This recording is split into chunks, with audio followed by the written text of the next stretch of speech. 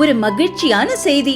இதயம் நல்லெண்ணெயின் விலை லிட்டருக்கு ரூபாய் 105 குறைஞ்சிருக்கு. செப்டம்பர் 2023ல 1 லிட்டர் இதயம் நல்லெண்ணெயின் அதிகபட்ச விலை ரூபாய் 503. ஆனா இப்ப 1 லிட்டர் இதயம் நல்லெண்ணெயின் விலை ரூபாய் 398 மட்டும்தான் தமிழ்நாட்டுல. அப்ப இனிமே எல்லாரும் இதயம் நல்லெண்ணெய் வாங்கலாம் இல்ல? வரும் 6ஆம் தேதி பிரதமர் மோடி தமிழகம் வருகிறார். அவர் வந்து சென்றதும் பாரதிய ஜனதாவில் 14 மாநில தலைவர்கள் மாற்றப்பட உள்ளனர். அதில் அண்ணாமலை இடம்பெறுவாரா என்ற கேள்விதான் இன்று தமிழகத்தில் ஹாட் டாபிக்.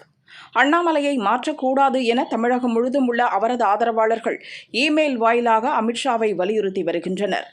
சமூக வலைதளங்களில் அண்ணாமலை ஆர்மி என்ற பெயரிலும் அமித்ஷாவுக்கு கோரிக்கை விடுத்துள்ளனர். இமெயில் கடிதங்களில் அவர்கள் கூறியுள்ளதாவது: 2024 லோக்சபா தேர்தலில் தமிழகத்தில் தேசிய ஜனநாயக கூட்டணிக்கு 18% ஓட்டுகள் கிடைத்தன. வரும் சட்டசபை தேர்தலில் இந்த ஓட்டு சதவீதம் அதிகரிக்க மாநில தலைவர் பதவியில் அண்ணாமலை நீடிக்க வேண்டும். புதிய தலைவரை நியமித்தால் லோக்சபா தேர்தலில் வாங்கிய 18% ஓட்டுகள் குறைந்து வேறு கட்சிக்கு செல்லும் வாய்ப்பு உள்ளது.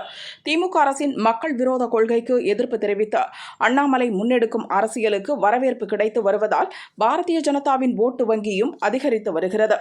2024 லோக்சபா தேர்தலுக்கு முன் டெல்லியில் நடந்த தேசிய ஜனநாயக கூட்டணி தலைவர்கள் கூட்டத்தில் பிரதமர் மோடி அருகில் பழனிசாமி அமர்ந்தார். பிரதமர் மோடி தலைமையிலான அரசு மீண்டும் அமையும், தேசிய ஜனநாயக கூட்டணி 330 தொகுதிகளில் வெற்றி பெறும் என்றும் அப்போது பழனிசாமி சொன்னார்.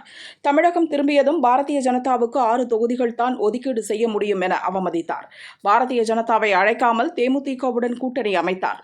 பழனிசாமியை நம்பி அண்ணாமலையை மாற்ற வேண்டாம். சட்டசபை தேர்தல் நேரத்தில் பாரதிய ஜனதா கூட்டணியை கழற்றிவிட்டு தாவேகா, நாம் தமிழர் போன்ற கட்சிகளுடன் கூட்டணி அமைக்கவும் வாய்ப்புள்ளது. அண்ணாமலையை மாற்றும் முடிவை கைவிட வேண்டும் என கடிதங்களில் கூறப்பட்டுள்ளது.